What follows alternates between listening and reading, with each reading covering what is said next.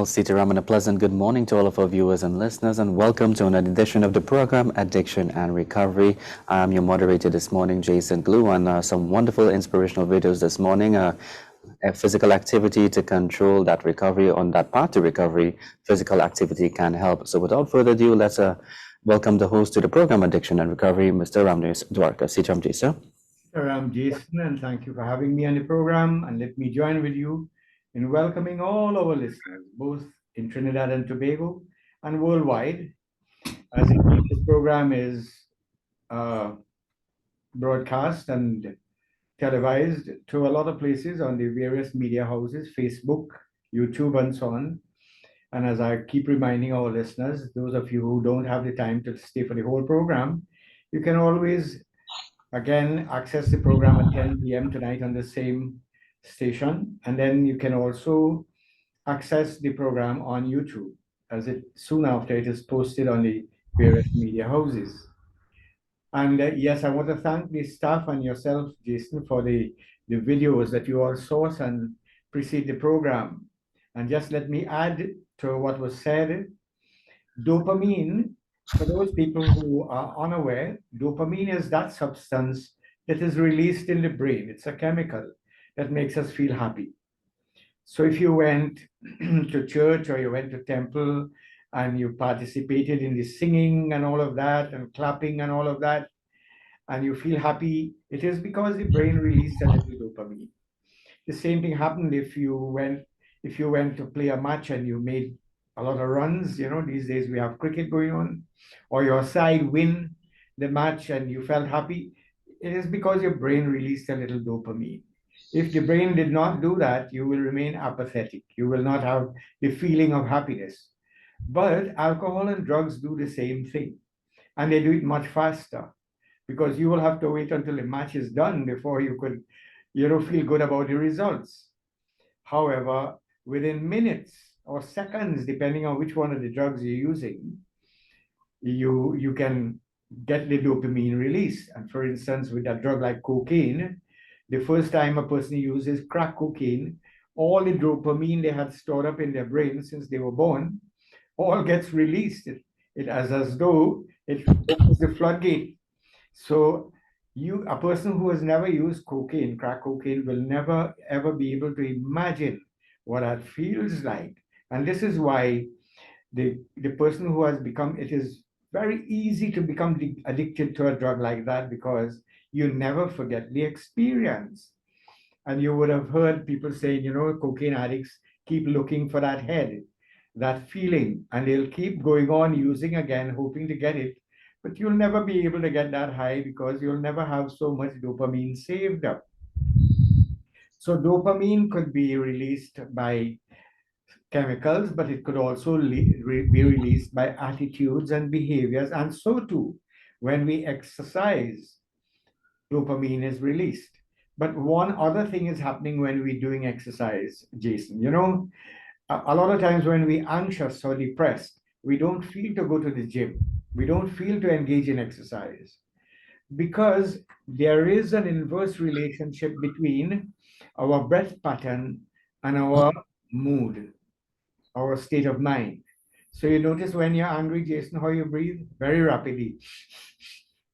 And when you're peaceful, like now, and you're calm and serene, your breath is very long and, prolonged breathing, so that the sages knew all along that there was a relationship between your state of mind and your breath. So this is why in yoga, and they mentioned yoga, one of the key elements of yoga is breathing, proper breathing. And in yoga, there are several types of breathing. There is what you call diaphragmatic breathing, or ujjayi breath, they call it in yoga, which is a deep form of breathing where you breathe into the entire lung and you exhale and then there's what you call pranayam.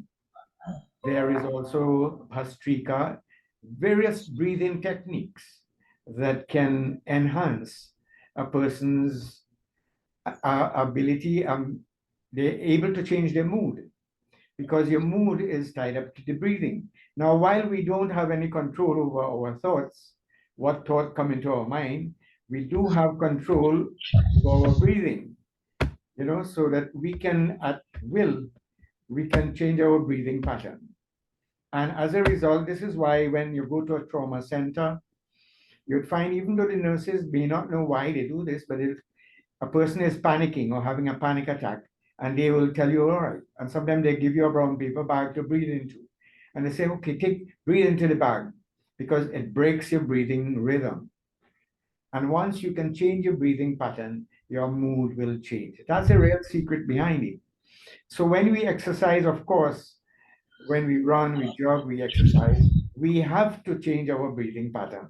And because of the breathing pattern change, the mood changes as well. So I thought I'd comment on that. You know, so sometimes we do not understand the how and why of everything. And it is suffice it to say, look, people who have done it, we just take their advice because they have been through the experience. We don't have to experience everything to learn from it, Jason. And this is why that is the basis of Alcoholics Anonymous. Because here you have a group of people who used to have a problem with alcohol and drugs, Narcotics Anonymous as well, and they have found a way that works for them. And we have people in this country who are now over 50 years sober, never have had a drink. Indeed, I myself in December will be 40 years since I had my last drink as well. So the fact that it works, sometimes, although we may not know all the how and why, like for instance, you probably do not understand everything about your car, but do you sit and wait till you study how the carburetor and the injectors and everything work before you decide to use it to come to work? No. You accept and trust that the makers knew what they were doing, or the mechanic, and so you sit and you drive the car. And so too, so many things in life, even though we do not understand the how and why, we accept it. And this is why I'm asking our listeners today to trust some of the things we are saying. And of course, I encourage people to question. If you have questions, you're quite welcome to call the program and ask us. We at the program here do not claim to know everything. Indeed, there's a limit on knowledge, Jason. There's only so much you can know, but there's no limit on ignorance. There's a whole universe out there to be understood and to learn. And this is why it is important for us to accept. A German philosopher said once that few men know, Jason, few men know how much one needs to know in order to know how little we know. Meaning, it takes a whole lot of knowledge just to realize, wait, I don't know. And it takes some amount of humility. So I had a mentor who also said to me, you know, he said, it's paradoxical. He said, the purpose of knowledge is ignorance. And I felt that was ridiculous. How the purpose of knowledge could be ignorance? And then he explained it to me. He said, if knowledge ever took you to a place where you think you know, there wouldn't be anybody more ignorant than you. It is like it has left you in the middle of the street. You'll get knocked down at some stage. Knowledge is supposed to take you to a place where you realize, hey, there's so much more to know. And it is only when we reach to that point of humility and open-mindedness, then we are really able to see things in a different light. So I'm asking all our listeners out there, please keep an open mind. And if you don't know, that is okay. We here too don't know some things, but that which we know, we'll be willing to share. And maybe if you ask a question that we don't have the answer for, we all could go and search for it together. Jason, I've been doing this program for the last 30 years and never had a problem because I have one sure answer. I could always say, I don't know. And nothing is wrong with that. So too, listening out there. So this morning, I want to also talk about a little bit about something called therapeutic communities. We were fortunate, Jason, to be able to set up a therapeutic community at Piparo. The Dolce estate. The government of the day thought it would be poetic justice that if we could take the assets of a drug lord assets that were gained from the drug trade, and use it now to help to rehabilitate drug addicts and alcoholics. We felt it was poetic justice. It was right. It was a good thing to do. And as a result, that center, that property at Piparo, which was 100 acres at the time, a beautiful building was built on it to house almost 60 residents at a time, plus staff, plus recreation room and kitchen and dormitory, a very well planned and executed project. And I myself had the privilege, along with 4 other people who were selected, to go for training. I went for training at what is a place called Daytop International, which is located in New York and upstate New York. The head office is in New York itself. And I did training there firsthand, actually lived with the residents, the drug addicts. I shared a room with 3 other drug addicts, and we, the staff who had gone for training, were treated just like the addicts. In fact, in New York, they took our passport and our money, same thing they do for the addicts, and they sent us there so we could have a real live experience. And my other 3 roommates were people who were charged with drug trafficking and so on. These were seasoned criminals. And yes, it was a little bit intimidating, but after a little while, you get used to it. And the reason was that so that we could see and learn exactly on the spot, how a center like that would operate. And following my return to Trinidad with the staff, we set up the treatment facility, the Piparo Empowerment Center on the Dolce estate. And it was the year 2000. And we started off, and I must say we did have a great deal of success rate. Even now, I meet some of the patients, the clients who were there when I happened to be the first director. I was actually hands-on to help set it up and all of that. I was part of the discussion that led to the setting up of that treatment facility, even in the planning stage with Dr. Lewis and people like him. I used to be a board member at the National Alcohol and Drug Abuse Prevention Program. And then I was in family services as director. So I had the knowledge before, and being a person in recovery myself, I had that advantage in all of that to bring to bear when we were setting up that center. And that center, why I'm talking about it today, because it is laying idle. It was closed down some months ago. And the last I heard is that the plan is to repurpose the center. I just want to speak, well, I'm hoping that someone is listening, some people of influence, and the society can lobby their politicians and all of that, whoever forms the next government, because it's not that we have a reduction in the drug problem in this country, Jason, and the drug problem is so tied up with the crime problem. Almost 60% of the people in hospital and in the prisons are there because of some drug-related problem. Either they sought to get drugs or they were defending their turf, a whole lot of things. So the drug problem is a major issue that is tied in with the crime. And I know that government's intention to decriminalize marijuana was in the hope that it will make a dent in the drug problem. But no studies have come to show whether we have had any real tangible benefits as a result of the decriminalization. Empirical evidence and has, to my mind, the narrative I get is that more people are using marijuana now because it is easily available and the consequences for its use has been diminished. So let's come back to the therapeutic community model. The therapeutic community model, Jason, is like a family. That's actually how the idea started in Thailand, where a few drug addicts got together, they got this abandoned house, and they decided to live there, and then they decided to develop rules for themselves where the first person who was there, he was like the parent, and the other addicts were like his children, and they decided to live as a family. But you had to be honest, you had to be disciplined, and there were rules that you couldn't bring drug on the compound. If you used drug, you couldn't stay there. You had to be evicted.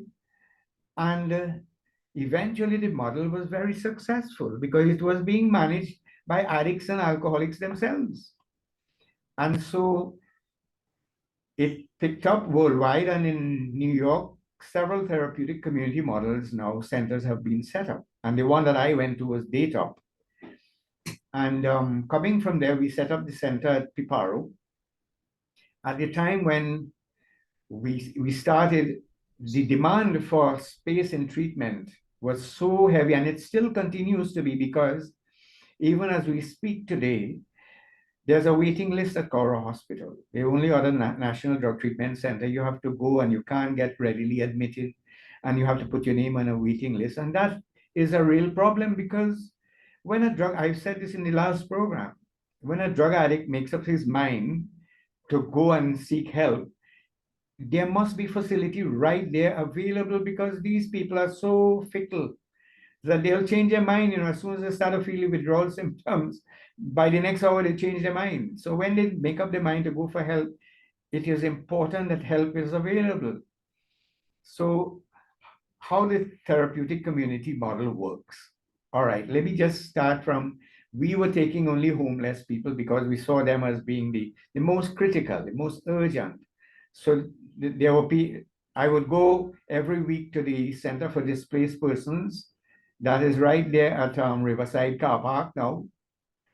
And it was run by the Salvation Army people. And then I would interview people there and make a determination as to their level of insight and motivation for recovery. And then we would have them come in to the center. Now, when a person comes to the center, this you might find strange, and this is why I'm sharing this. When a person came to the center for admission, they will have to be interviewed by a panel of 2 addicts who are residents there and a member of staff. Now, you have to convince these 2 addicts and this member of staff that you were really serious about doing something about your drug problem.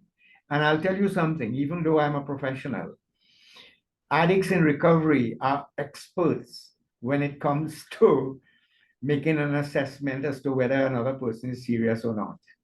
Because remember, they have been there, they have done that. They have invented every story. They just call it prayers. Every scheme to get their drugs. So you can't fool them. One addict can't fool the next one. This is why AA is so successful, because it is administered by alcoholics. One alcoholic cannot fool another one. You understand? Okay, so having been accepted, you just don't go into the program. You go on what is called a prospect chair. This might sound harsh, but you are put to sit in a chair facing a wall for the first day. You spend the whole day, you don't get the run of the place, and you are assigned a big brother. The reason for that is you get time to sit and think. Nobody is speaking to you. When you're in the prospect chair, you don't get to speak to anyone, even make eye contact. And many a resident will tell you, boy, it is that prospect chair.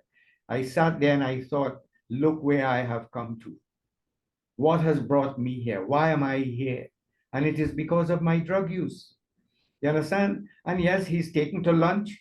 He's treated as a child, because you have to come back to that level of humility if you are going to keep an open mind that we spoke about earlier on, to learn new things.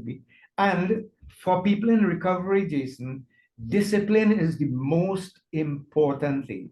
For people who are using drugs, clearly discipline is an issue, because they can't even make a commitment to themselves and carry through with it. They will tell themselves, this morning I ain't drinking today, and next hour they're drunk, because they don't have the level of strength of discipline that when they make a commitment, that they can stay with it. And that is the first order of business in a therapeutic community. You have to learn to be disciplined. So you sit on the prospect chair, sometimes for more than a day. You may spend 2 or 3 days doing that routine until your big brother vouched for you and said, all right, I think now he could join the community. All right, so you join the community. This is what the program looks like in a therapeutic community. You get up in the morning, and this is just a brief outline. There's a night man who's up also. Most of the staff who work in therapeutic communities are people who are in recovery. So they know, they've been there, done that. They know all the tricks of the trade.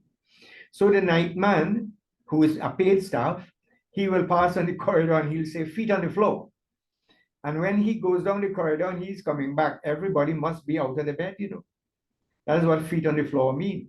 And that happens at 5 o'clock every morning. Why? Because before that, living on the streets in Port of Spain, you know what would happen? You go to sleep whenever and you get up whenever and you wake all night and using your drugs and you're smoking and there's no structure to your life.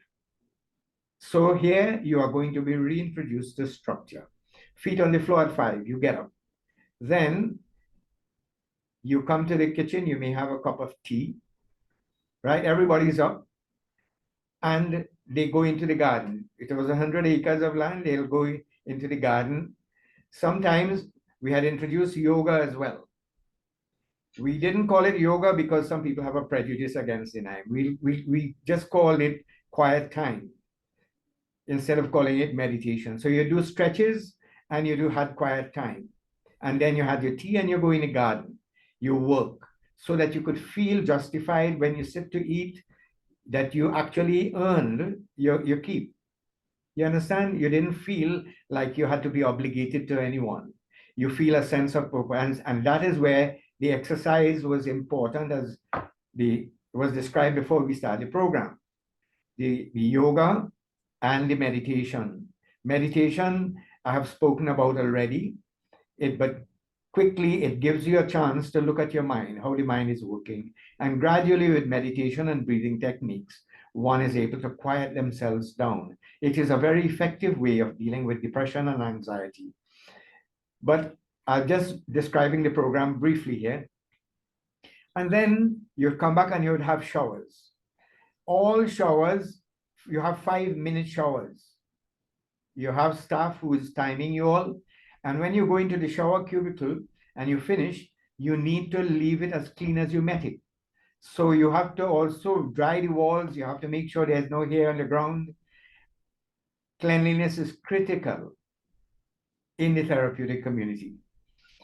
As regards that to your bed, most of the time you have 4 people in a bed, in a room with bunk beds. You have to make up your bed like they do in the hospital, 45-degree corner.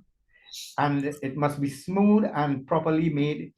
Your clothes had to be folded in a certain way. Your shoes had to be facing in a clean and shiny and facing inward with the heels outside. So there's order. That's the whole idea of it. You are coming into a community where there's order. Nothing is done vaiki, as we say. And there's cleanliness, there's discipline. So after that, after you shower, you come and there's a long waiting area where they have the kitchen. You sit and you have breakfast. After breakfast, you must take up your plates and take them back to where it's supposed to be. And you need to put back your chair. There's no little errors in a therapeutic community. Nothing is taken for granted. If you leave your chair out, there are consequences for that.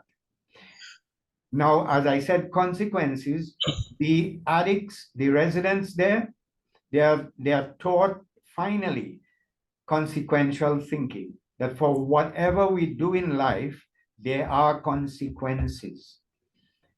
Okay?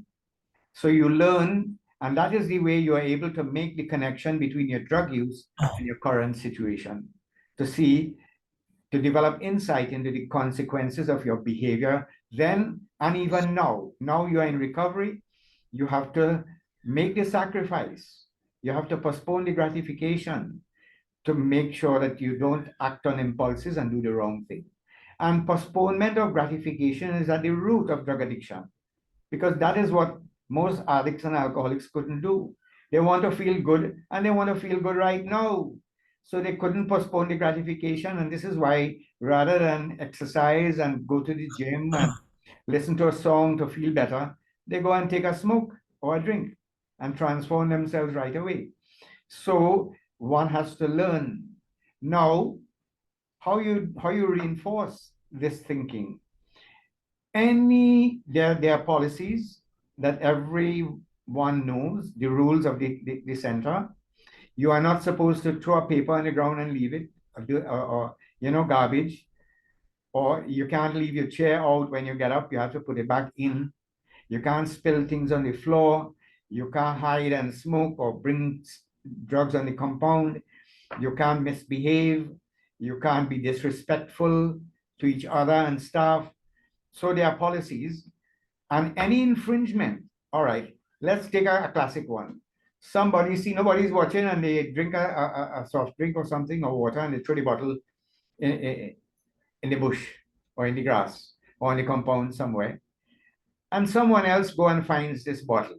They didn't see who threw it, right? They were not there. And addicts, they like to play games. That's how they are very highly manipulative and dishonest as well. Dishonesty is one of the critical elements that you have to address in a therapeutic community. So what will happen? The person who discovered the bottle, he will come, and there's what is called a pull-up book, a book in which you log things.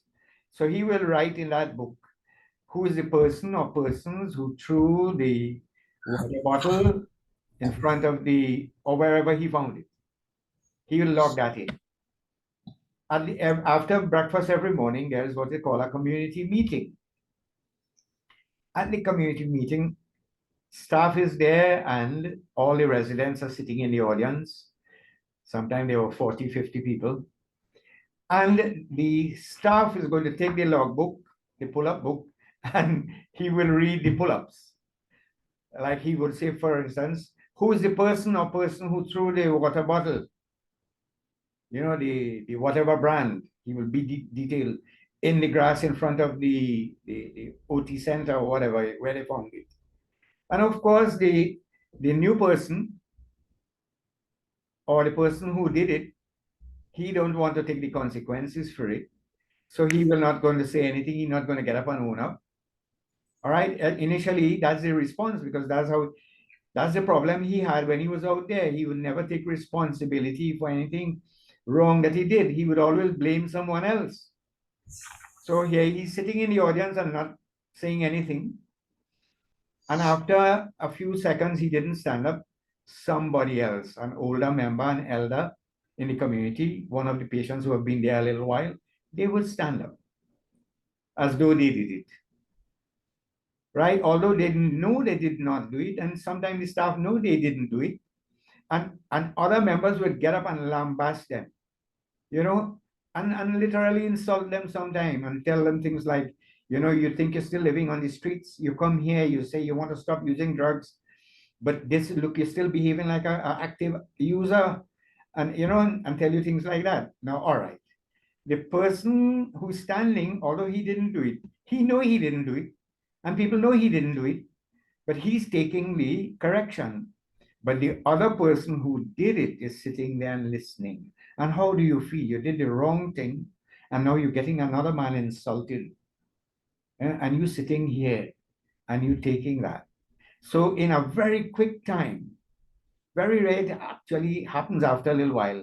People get up and they realize, look, nothing is wrong. I'm not okay. I'll get consequences. So they stand up and they own up and they say, look, I'm sorry. They apologize. And they get consequences. Yeah, consequences are that you could be denied your home leave if you did something, depending on the gravity of what you did. You may not get to go this weekend on your home leave, or you may have to go and do extra chores. We have one called pot sink where you go and wash wares now. You understand? Or you get, because in the therapeutic community, you earn positions of liberty. After a certain time, you You get to become an elder, you get to have certain privileges, you get to accompany other younger members to the health center, so you get out of the center, you get privileges. But if when you do wrong things, you lose those privileges.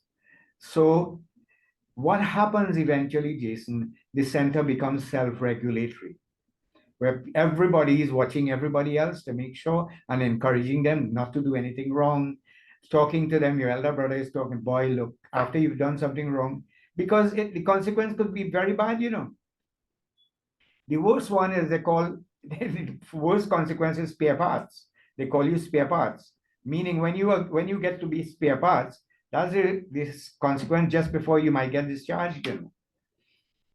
If you So spare parts is anybody in the community can ask you to do anything then, and you'll have to comply because you're a spare part. So if somebody cleaning somewhere and they want, come, do this, do that, clean those blocks there for me, or carry these things from here to there, you become like a servant to everybody else.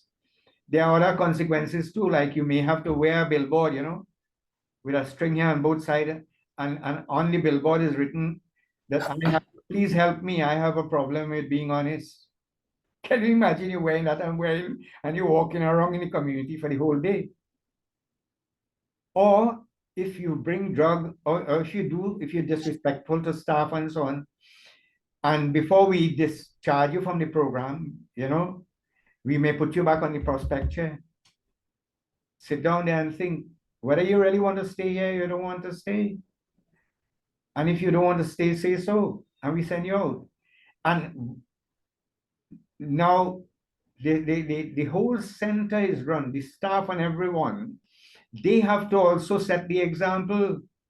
Staff can't be coming late and doing wrong things, and you understand? Because you are the parents in this family. You as the director, you can't afford to make mistakes. And when I was director there, let me say this, I had such a good relationship and such respect from the clients that sometimes you'd have the one or client who misbehaving, and I have to go down and talk to them. And if he want to rail up and rebel, the whole community will come down on him. Because you can't talk to our director like that. You understand? So you don't have to bring in police from outside to deal with them, or security or anything. They knew that the community is not going to accept any disrespect to staff. You understand? And that center produced people who are still sober today from the year 2000 and holding good positions. We got people there who were professionals. However, there were certain failures, because what happened, the center kept people for 6 months, sometime up to 9 months. But when they left there, what would happen is they will go back into their communities. Sometimes they didn't have nowhere to go back to. No family wanted them. Remember, these were homeless people that we took. And unfortunately, at the time, the government did not see the need.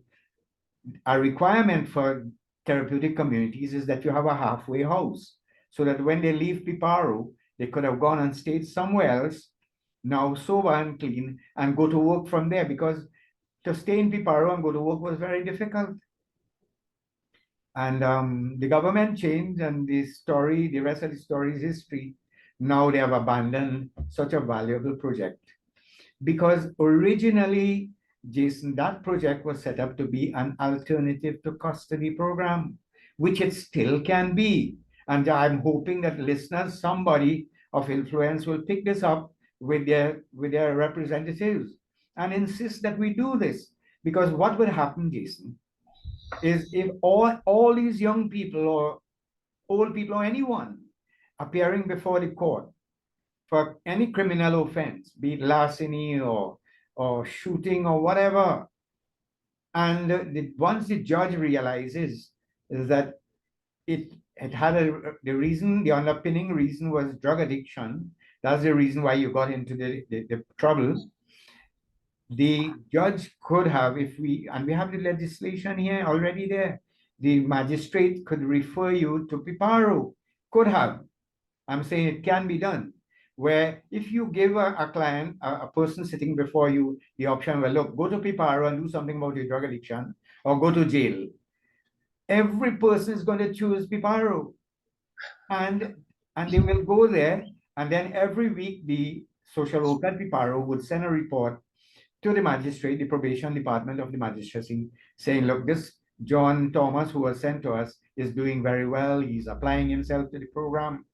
And after 6 months, having completed the program, the magistrate can now take that as a mitigating factor and say, all right, we're not going to send you to jail, but we'll put you on a bond for another 2 years for good behavior.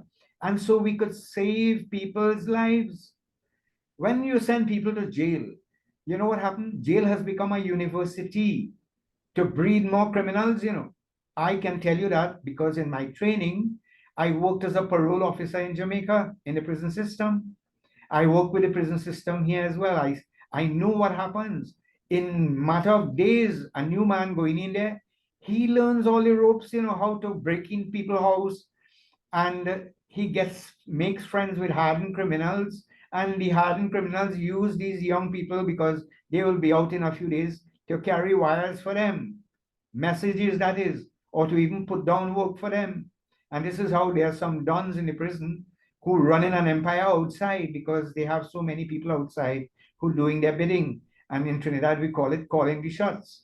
And all of that can be changed with a simple, and we have the property, the places there. All we have to do is say, all right, give the magistrates the directive to look, now send people there as an alternative to custody program. The prison, we will reduce the prison population, we will be damping the drug problem, we'll be saving, rehabilitating people.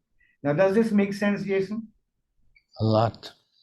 You understand how it works now? That was just a bird's eye view. I knew, and this might sound like a complaint, but I knew after 3 years, I was there from 2000 to 2003, and the government changed, and I was perceived as not being, part of this new regime. We get labeled as you are UNC and you are PNM.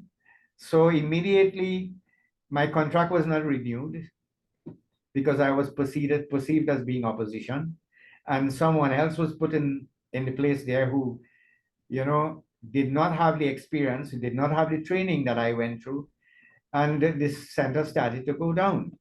You understand? But I don't blaming the one person, but I'm saying the center is still there. It is now right now redundant, and before the bushes grow all over it, like has happened with the university down Davie that I pass every time and see, so much resources has been wasted, that somebody would have a presence of mind and not be prejudiced and do something that can save people's lives. And I would be willing to, I knew I was not going to be, my contract will not be renewed once the regime changed. So I wrote up an operations manual of these same things I've been describing to you. Now, those are just a minuscule. There's much more to a therapeutic community than I explained here, but I just gave an idea, a bird's eye view of how it is self-regulating. It is optimum. The success rate of therapeutic communities is almost 85%. It is the highest success rate in treatment facilities in the world. And one of the NGOs here, in fact, two of them have tried to pattern themselves in that same model. I know the Heal House and Serenity Place have tried to use a similar method. But of course, these places are starved of funds. I don't know if they're getting any subvention. And do you know how much it costs to keep a person in prison for a day, Jason? It costs much more than keeping them in a treatment facility. And it will cost so minuscule in the long run if the cost effectiveness of setting up a treatment facility that is an alternative to custody program is so far beneficial, because in that arrangement, people don't run away from the treatment. They apply themselves to the program because they know there's a big sword hanging over their head. If they misbehave in the program and they don't apply themselves, they're going to go back to jail. But when they stay there a little while, they are able to see that, hey, this is for my own benefit, boy. This is a win-win situation here. Thank God. A lot of them will tell you, thank God, I came to this place. Now I could stop using drugs and I could start my life afresh again. And I am saying, if this program, I'm hoping, I did not plan to come and speak about this, but this just happened, evolved this morning. But I'm hoping that someone out there who is listening to this program, who has any little bit of influence, can use that, because crime is not only affecting the person who's using the drugs, Jason. When you drive around, you will see how your world and my world has changed because of crime and because of drug use. People have actually living in prisons. You literally have burglar proof over. Just now, you'll have to burglar proof your outhouse as well. You understand? Because of the home invasions, a lot of it has to do with the drug problem, because a lot of people, when a drug addict is in withdrawal, he throws all caution to the wind. He doesn't care. He's going to find some way to get his drugs, his supply. Women prostitute themselves. Men go into robbery and crime to supply their habit. And these dons use these people who are addicted, because they have a ready army of people who are willing to do anything. Once they hold out, the carrot and to them. Once they can get the drugs and so on. I have worked on both sides of the fence. I worked in recovery. I worked in the judicial system. I worked, as I said, I was the first director of the PPRO Empowerment Center. I've had a close-up look at this problem, and being a person in recovery myself, I know what works. I know why it works and how it works. And of course, anyone has any questions, of course, feel free to call me at 671-3040, 671-3040, and I'd be happy to speak to you about whether it be a personal problem, whether it be of recovery, or even on this topic that we have been speaking about. So I want to thank you again, Jason, for having me on the program, and Yeah, hopefully we are reaching people who we are supposed to reach. definitely. And this is definitely one for the books. I did not even know how important therapeutic communities are, and I actually do see the need for it. And I'm pretty sure all of our viewers and listeners can agree as well. So until next Tuesday, I'm Jason Glue saying stay tuned for now. Thank you.